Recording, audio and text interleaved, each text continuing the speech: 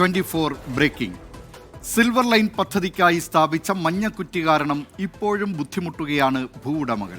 Survey നടത്തിയ ഭൂമി ക്രയവിക്രയം ചെയ്യാൻ സാധിക്കുന്നില്ലെന്ന് ഭൂമിയുടെ ഉടമകൾ ചൂണ്ടിക്കാട്ടുന്നു. റിയൽ എസ്റ്റേറ്റ് മാഫിയ ഭൂമിയുടെ വില കുത്തനെ ഇടിച്ചു താഴ്ത്തിയെന്നും ആക്ഷേപമുണ്ട്. എറണാകുളം ആലുവയിലെ ഭൂവുടമകളുടെ പ്രതികരണം നമുക്ക് കേൾക്കാം. തീർച്ചയായിട്ടും ക്രയവിക്രയം ഈ പ്രദേശങ്ങളിൽ നടക്കുന്നില്ല. അഥവാ എന്തെങ്കിലും ഒരു എമർജൻസി കേസിന് വേണ്ടി ഇപ്പോൾ നമുക്കൊരു രോഗമോ വേറെ എന്തെങ്കിലും ഒരു അത്യാവശ്യം വരുമ്പോൾ അവിടെ എന്തായാലും വരുന്നത് റിയൽ എസ്റ്റേറ്റ് മാഫിയാണ്.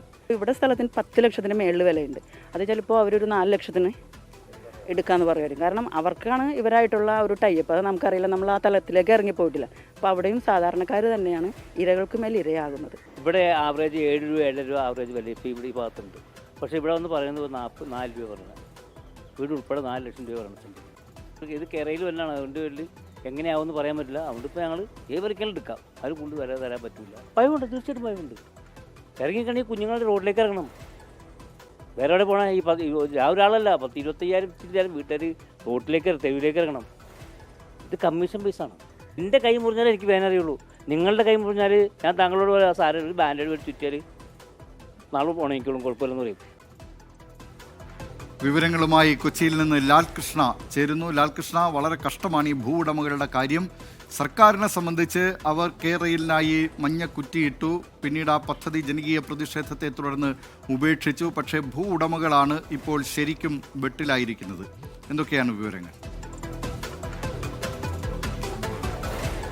ദിലീപ് കുമാർ പറഞ്ഞ പോലെ പ്രധാനപ്പെട്ട പ്രശ്നം എന്ന് പറയുന്നത് സർക്കാർ പാതി വഴിയിൽ ഈ പദ്ധതി ഉപേക്ഷിച്ചു. പക്ഷേ അതിന്റെ പരിണിത ഫലം അനുഭവിക്കുന്നത് ഈ ഭൂവുടമകളായിട്ടുള്ള ആളുകളാണ്. അവർക്ക് ആ ഭൂമി ഒന്ന് കൈമാറാൻ പോലും കഴിയാത്ത സ്ഥിതിയിലാണ്. കേരളയിൽ പ്രോജക്റ്റിന് വേണ്ടി കല്ലിട്ട് ഇടങ്ങളായതുകൊണ്ട് തന്നെ പലരും ആ ഭൂമി വാങ്ങാൻ തയ്യാറാകുന്നില്ല. വാങ്ങാൻ തയ്യാറായി രംഗത്തേക്ക് വരുന്നവരെല്ലാം ഈ റിയൽ എസ്റ്റേറ്റ് മാഫിയയിൽപ്പെട്ട ആളുകൾ അല്ലെങ്കിൽ റിയൽ എസ്റ്റേറ്റുകാരാണ്. ഏകദേശം സെന്റിന് 10 ലക്ഷം രൂപ വരെയുള്ള സ്ഥലങ്ങൾക്ക് അവർ ഡിമാൻഡ് ചെയ്യുന്നത് 4 ലക്ഷം രൂപ എന്ന നിരക്കിലേക്കാണ്. ഒരു 40 സെന്റ് സ്ഥലമുണ്ടെങ്കിൽ കോടികൾ കിട്ടേണ്ട ഭൂമിക്കാണ് 40 ലക്ഷം രൂപ എന്ന രീതിയിലേക്ക്, അത് 1/2 കോടി രൂപ പോലും വിലയില്ലാത്ത രീതിയിൽ വില പറഞ്ഞു പോകുന്നത്. പലർക്കും ഇതുകൊണ്ട് തന്നെ അവരുടെ മക്കളുടെ വിദ്യാഭ്യാസം, വിവാഹം, പുറത്തോട്ട് പോകാൻ, പഠനം എന്നീ കാര്യങ്ങൾക്ക് എല്ലാത്തിനും വലിയ പ്രതിസന്ധിയുണ്ട്. ഈ സ്ഥലം നിലവിൽ ലോണിലിരിക്കുന്ന സ്ഥലങ്ങളുണ്ട്. പുതുതായിട്ട് ലോൺ അനുവദിക്കാൻ പലരും തയ്യാറാകാത്ത സ്ഥിതിയുണ്ട്. പദ്ധതി പൂർണ്ണമായിട്ടും ഉപേക്ഷിച്ചോ എന്നതിനെക്കുറിച്ച് ആളുകൾക്ക് ആശങ്കയുണ്ട്. വിജ്ഞാപനം സംബന്ധിച്ച കാര്യത്തിൽ പോലും, അതായത് ഈ ഭൂമി ഏറ്റെടുക്കുന്നതായിട്ട് ബന്ധപ്പെട്ട വിജ്ഞാപനം സംബന്ധിച്ച കാര്യത്തിൽ പോലും ഇപ്പോഴും ആശയക്കുഴപ്പം പലയിടങ്ങളിലും നിലനിൽക്കുന്നുണ്ട് എന്നുള്ളതാണ്. പലരും കടക്കണിയിലേക്ക് പോലും ആയ അവസ്ഥയുണ്ടായിട്ട് പോലും ഇതിനൊരു പരിഹാരം കാണാൻ ആർക്കും ഇതുവരെ സാധിച്ചിട്ടില്ല. ഇതിനപ്പുറമുള്ള മറ്റൊരു വിഷയമാണ് അന്നു മുതൽ നിലനിൽക്കുന്ന കേസുമായി ബന്ധപ്പെട്ട കാര്യങ്ങൾ. ചിലരെല്ലാം ഈ മഞ്ഞക്കുറ്റി എടുത്ത് കളഞ്ഞതിന്റെ പുറകിലുള്ള നഷ്ടപരിഹാരം, അത് 5000 രൂപയായിരുന്നു ഒരു കുറ്റിക്ക് അന്ന് നിശ്ചയിച്ച. ആ 5000 രൂപ അടച്ച് നിൽക്കുന്നവരുണ്ട്. പക്ഷേ പ്രതിഷേധ സമരങ്ങളിൽ പങ്കെടുത്തതിന്റെ പേരിൽ ക്രിമിനൽ കേസുകളിൽ പ്രതിയായിട്ടുള്ളവരാണ് വീട്ടമ്മമാരടക്കമുള്ള ആളുകൾ. അതിൽ പലർക്കും വിദേശത്തേക്ക് പോകേണ്ട, മക്കളുടെ അടുത്തേക്ക് പോകേണ്ടവരുണ്ടായിരുന്നു, ചികിത്സയ്ക്ക് വേണ്ടി പോകേണ്ടവരുണ്ടായിരുന്നു. ഇവർക്കൊന്നും ഒരു പാസ്പോർട്ട് പോലും കിട്ടാത്ത അവസ്ഥയിൽ, ഒരു ദുരിതക്കയത്തിൽ, സത്യം പറഞ്ഞാൽ ഒരു ത്രിശങ്കുവിൽ ജീവിക്കുന്ന അവസ്ഥയാണ് ഞങ്ങൾക്കിപ്പോൾ എന്നുള്ളതാണ്.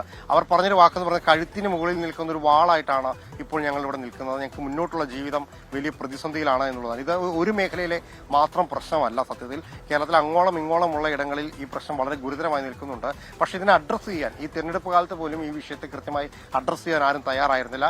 ഒരുപക്ഷെ പുതിയൊരു സർക്കാർ വരുമ്പോൾ ഈ വിജ്ഞാപനമെല്ലാം ഇല്ലാതാക്കി അവർക്ക് അവരുടെ സമാധാന ജീവിതം തിരികെ കിട്ടും എന്നൊരു പ്രതീക്ഷ മാത്രമാണ് അവർക്കുള്ളത്. പക്ഷേ അപ്പോഴും നിലവിലുള്ള ആവശ്യങ്ങൾ പരിഗണിക്കാനോ അതിന് പരിഹാരം കാണാനോ ഉള്ള സംവിധാനം ഇല്ല എന്നുള്ളതാണ് അവസ്ഥ.